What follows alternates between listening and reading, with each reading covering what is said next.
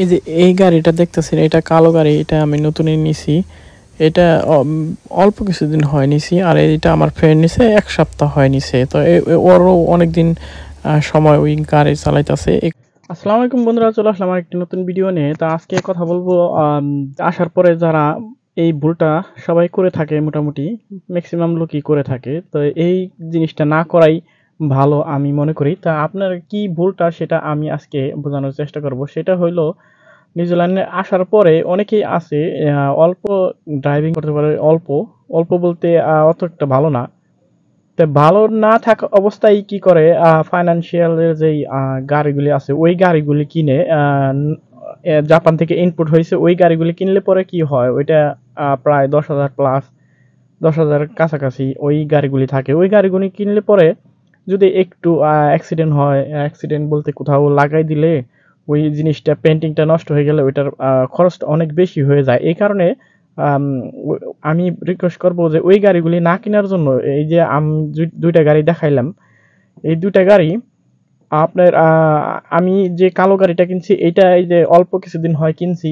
আর ওই আমার ফ্রেন্ড ওই গাড়িটা কিনছে, ওইটা 1 সপ্তাহ হয় কিনছে। তো ওই প্রায় 2 বছর প্লাস এখানে কম দামি গাড়ি চালাইছে, প্রায় $2500 দিয়ে কিনছিল একটা গাড়ি। আমি যে পিছনে গাড়ি কিনছিলাম, তা আমি সর্বপ্রথম কিনছিলাম 1400, তারপরে কিনছিলাম 2300, এরপরে কিনছিলাম একটু বেশি, ওইটা বিক্রি করে ফেলাইছি। পরে আবার এইটা কিনছি। ওইটা এর আগেরটা ছিল ছোট গাড়ি, তো ওইটা আমার ফ্যামিলি নিয়ে কষ্ট হয়ে গেত, এই কারণে আমি এই গাড়িটা আবার চেঞ্জ করে নিছি। তো এখন আমি মোটামুটি আলহামদুলিল্লাহ ভালো চালাইতে পারি, আমার ফ্রেন্ডও ভালো চালাইতে পারে, এই কারণে ও ভালো গাড়ি কিনছে। তো আমি রিকোয়েস্ট করবো যারা নতুন আসবেন তারা ওই এরকম নতুন গাড়ি শোরুমে থেকে গাড়ি কিনবেন না। কিনলে পরে 1 বছর পরে ওই একটু দাগ লাগে গেলে, একটু কোথাও লাগাই দিলে পরে ওই গাড়িটা যদি 10,000 থাকে ওইটার ভ্যালু হয়ে যায় প্রায় $5,000। আর যদি কম দামি গাড়ি কিনেন, আপনার হাতটা ক্লিয়ার না, আপনি একটু ক্লিয়ার করে নিলেন 1-1.5 বছর, ওই 1-1.5 বছরে আপনি মোটামুটি ভালো ড্রাইভ করতে পারলেন, তখন যাই 1-1.5 বছর পরে আপনি একটা ভালো গাড়ি কিনলেন, ওই গাড়িটা সেফ মতো চালাইতে পারবেন। এছাড়া আম, যদি আইসে নতুন গাড়ি কিনেন, এরকম হইব। অনেকে কিনছে, এখানে আসার পরে আমি দেখছি অনেকে কিনছে। তো এরকম একটা কাহিনী হয়েছে যে গাড়ি চালাইতেছে, কোনো কারোর সাথে লাগায় নাই, অথচ সে ঘর থেকে বের হওয়ার সময় সাইডে যে ওয়াল থাকে ওই ওয়ালের মধ্যে পিছনে গাড়ি লাগাই দিছে। পিছনে গাড়ি লাগাই দেওয়ার পরে হ্যাঁ, গাড়ির পিছনে এক সাইড ধরেন সুইলে গেছে, বা সামনে কোথাও ঘুরতে গেছে মোড়, হ্যাঁ লাগাই দিছে।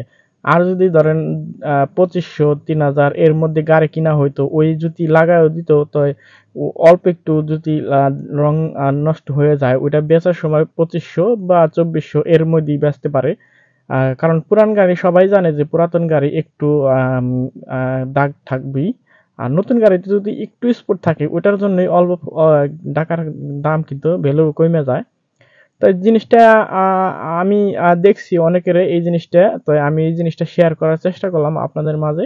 যদি আপনার কপালে থাকে, আপনি যদি এখানে আসেন, তো আমি যেটা বললাম যে আসার পরে পুরাতন গাড়ি কিনবেন, এবং 1-1.5 বছর বয়স যখন আপনার এখানে হয়ে যাবে, তখন আপনি ভালো যখন গাড়ি চালাতে পারবেন তখন আপনি নতুন গাড়ি নিয়ে নেবেন। তো ধন্যবাদ সবাইকে, দেখা হবে নতুন আরেকটি ভিডিওতে। আর আপনারা অনেকে আমাকে কমেন্ট করে থাকেন, আমার কমেন্টের উত্তর দিতে হয়তো বা দেরি হয়, ইনশাল্লাহ আমি দেওয়ার চেষ্টা করবো নেক্সট টাইমে তাড়াতাড়ি। ধন্যবাদ সবাই।